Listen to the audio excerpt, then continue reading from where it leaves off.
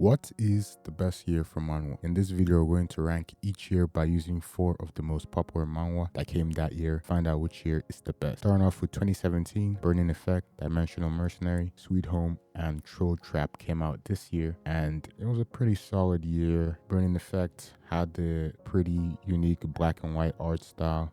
Dimensional Mercenary had a pretty interesting story of a kid that was trying to save his dying mom by being a interdimensional bounty hunter and completing missions outside his world to gain coins. Sweet Home, made by the GOAT Kim Carnby in the thriller genre, made a pretty good horror story about zombies destroying the whole world and this guy trying to survive it. Pretty sad ending too. Troll Trap, felt a little generic, but it was pretty good that time and I liked it. So the stuff in 2017 was pretty good. I would rank it pretty great. Everything was pretty solid, pretty well. And then in 2018, a lot of unforgettable stuff was made. Solo leveling. Anybody says Manhwa, I'm pretty sure solo leveling would come to mind. Leviathan, Illicid, and Skeleton Soldier who couldn't protect the dungeon. So solo leveling is probably the most popular manhwa ever made right now and has been unforgettable for almost 5 years now, 5 to 6 years. It's still being talked about to this day.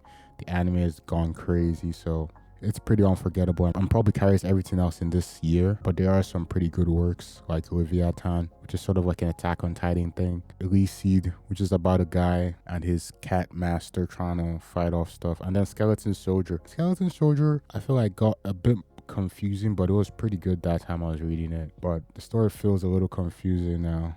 I'm not sure if I'll get back into Skeleton Soldier couldn't protect the dungeon. So a lot of unforgettable stuff was made this year. 2019, I Will Die Soon. In 2019, they made I Will Die Soon, Superhuman Era, Legend of the Northern Blade, and Castle. I Will Die Soon is a pretty philosophical manhwa I read about how people face death.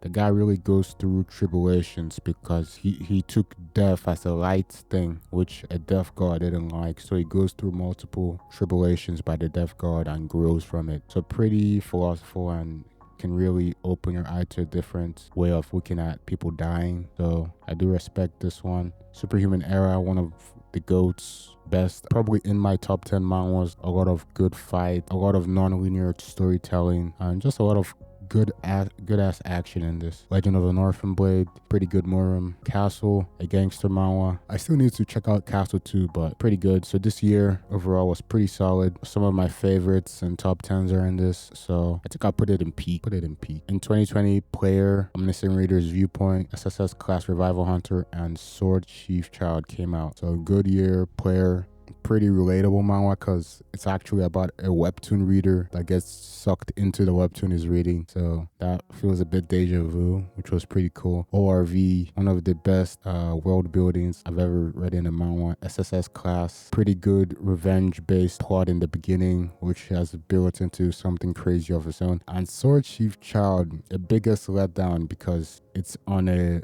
unknown hiatus right now. I don't know when it will come back. So all 4 of these were pretty goated. I will say ORV carries this entire year a bit in SSS Class, so I'll put it in legendary. 2022, Pick Me Up, Dungeon Odyssey, Tyrant of Defense Game, and Hand Jumper.